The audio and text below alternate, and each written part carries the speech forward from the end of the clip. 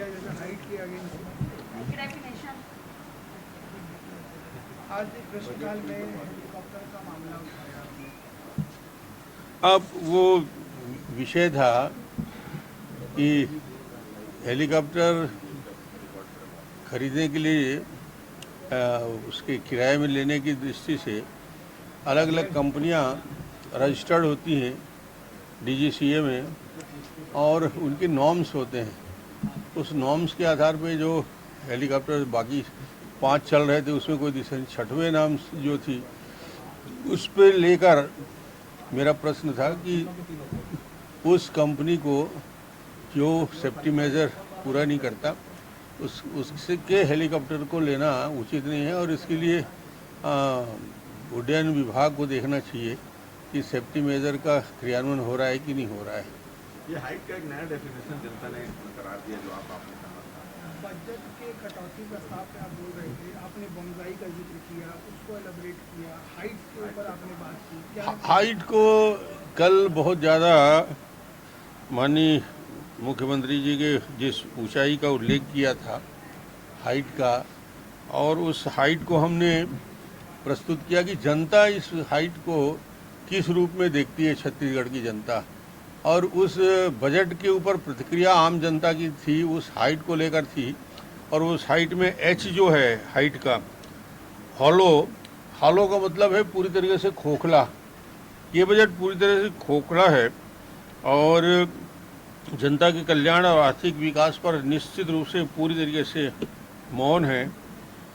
एक्सक्लूसिवनरी इसका मतलब है कि गरीब, युवा, बेरोजगार, महिला, अनुसूचित जाति, जनजाति के लिए प्रावधान के लिए अछूता है।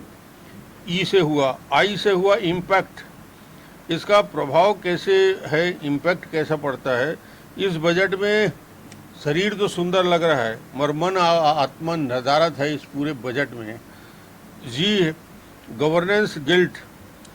ये गवर्नेंस गिल्ट का मतलब बजट सरकार के प्रशासनिक व्यय का बढ़ते भार का पोल खोलता है। जो वित्त मंत्री स्वर्गीय रामचंद्र सिंहदेव जी, उसकी पार्टी की सरकार जो उस रास्ते पे चल रही थी उस रास्ते से विपरीत ये चल रही है और पूरी जनता परेशान है। H, horror. अब हॉरर का मतलब एच से इसलिए है कि प्रस्तुत बजट के आंकड़े डराने वाले हैं। ये भयग्रस्त करता है। जो आंकड़े मैंने बताया आज विधानसभा के अंदर कि क्या वित्तीय स्थिति है, 1 अरब 101 करोड़ के जो बजट है, 104 करोड़ का बजट जो प्रस्तुत किया गया है उसमें विकास के लिए क्या खर्च है उसको मैं अभी आज बताऊंगा आपको कि क्या स्थिति पैदा कर दी है सरकार ने कि पूरा का पूरा राजस्व मद में ही खर्च हो रहे हैं। पूरा का पूरा पैसा तनख्वाह में, पेंशन में और दूसरे कामों में जा रहा है। डेवलपमेंट के खर्च घटते घटते 14% हो गया है।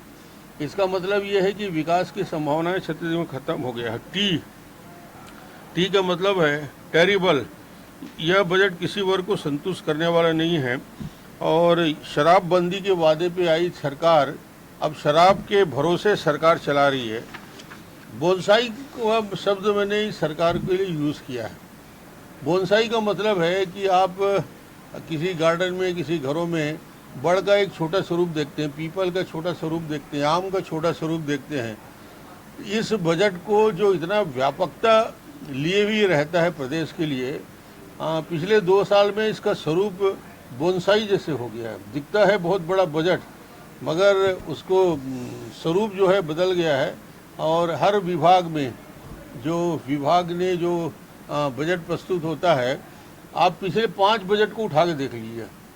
इरिगेशन का एक अलग बजट रहेगा, सड़क के लिए अलग से आपको रहेगा, एग्रीकल्चर सेक्टर के लिए अलग रहेगा, 2-3 पेज रहेंगे, कॉलम रहेंगे, अलग अलग परियोजनाओं के लिए रहेगा। इन्होंने तो इतना शॉर्टकट बजट बनाया है कि अद्भुत लगता है। इरिगेशन के लिए इन्होंने लिख दिया केलो परियोजना, जैसे 2-3 परियोजना में 200 करोड़ दे दिया जाएगा। सड़क के लिए उन्होंने 5,500 करोड़ का व्यय होना बताया है और प्रावधान 100 करोड़ का रख दिया है। तो ये कब ये पूरा होगा, कैसे पूरा होगा, इसके बारे में कोई जानकारी और विषय नहीं रखा है। इसमें इन्होंने जो FRBM एक्ट का सरासर उल्लंघन किया है।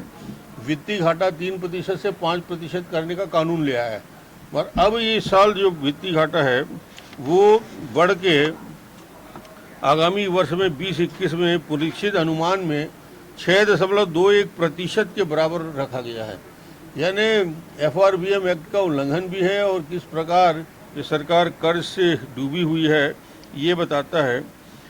इस बजट में अधोसंरचना निर्माण और पूंजीगत के निर्माण के लिए जो व्यय हो रहा है उसके बारे में मैंने सरकार के बताया कि पूंजीगत व्यय 1200 करोड़ था सरकार के, इस सरकार के बजट में।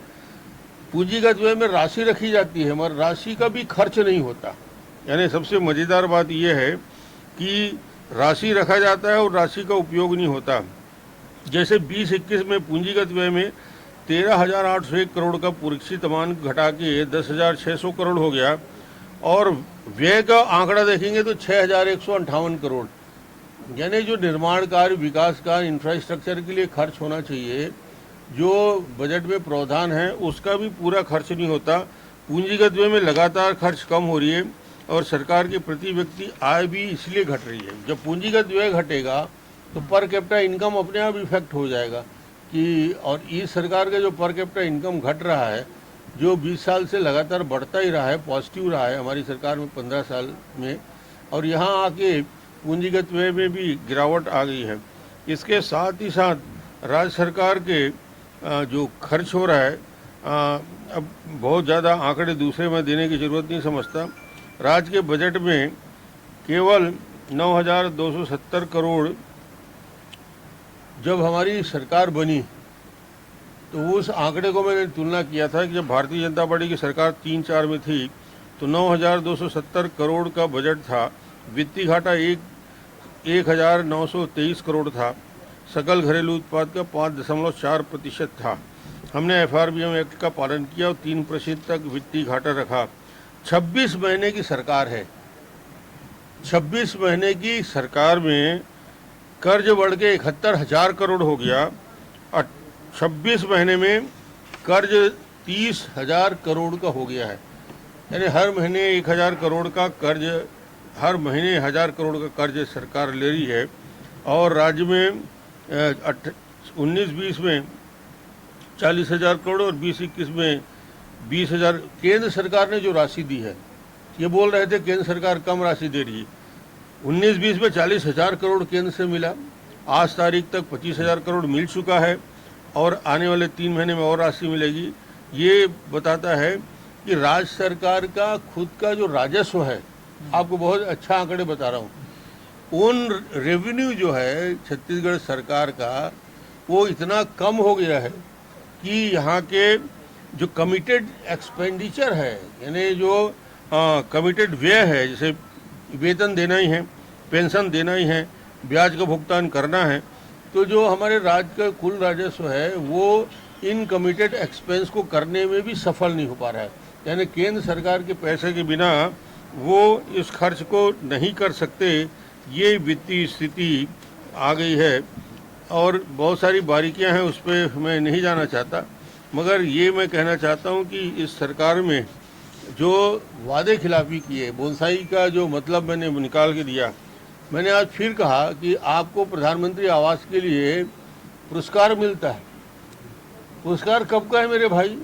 पुरस्कार उस समय का है जब भारतीय जनता पार्टी की हमारी सरकार थी, और जब हमने 18-19 में 750 करोड़ नाबार्ड से कर्ज लेके अंशदान दिया और 1.5 लाख आवास स्वीकृत किया। उसके बाद तुम क्या कर रहे हो, जो तुम प्राइज मिलने की बात कर रहे हो?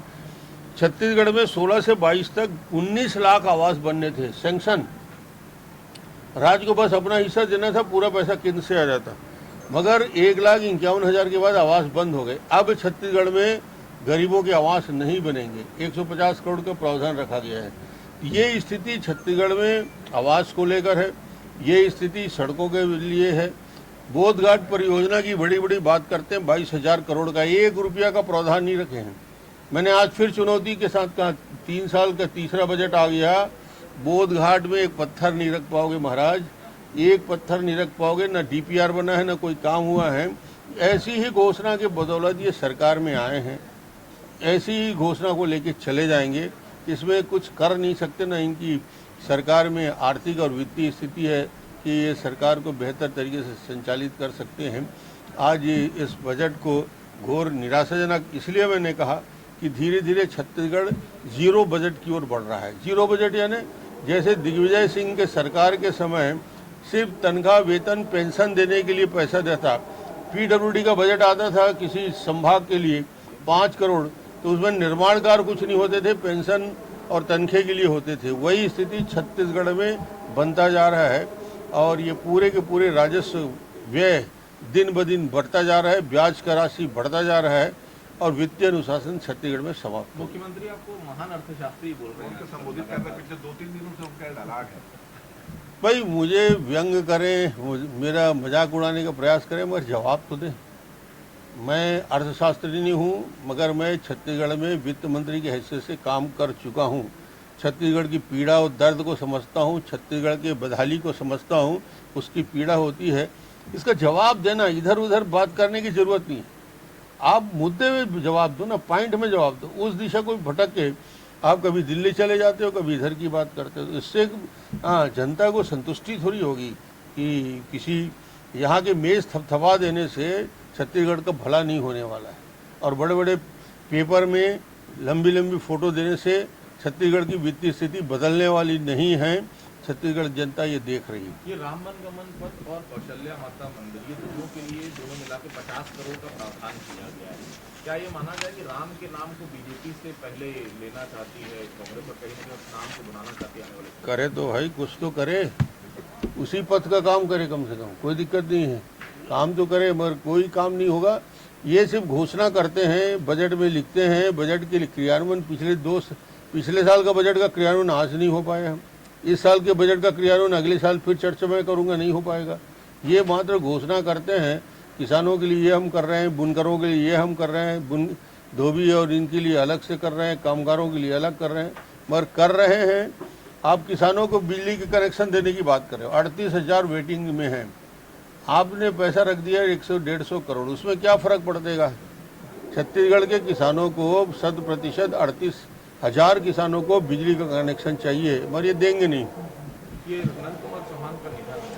हाँ, बड़ा दुर्भाग्य रहा। हमारे बहुत अच्छे मित्र मेरे साथ लोकसभा में भी थे, मेरे साथ प्रदेश अध्यक्ष की हैसियत से मध्य प्रदेश में संयुक्त में महामंत्री संगठन में काम देखते थे, विधायक भी थे, सांसद भी थे। अद्भुत सरल व्यक्ति के रूप में हम उनको जानते हैं और मेरे पारिवारिक संबंध उनके साथ रहे। यहाँ से कवर्धा से उनके जुड़ाव रहा है, उनके यहाँ मैं जाता भी रहा हूँ। बहुत ही अच्छे आदमी का चला जाना राजनीतिक में एक शून्यता प्रदान करेगा।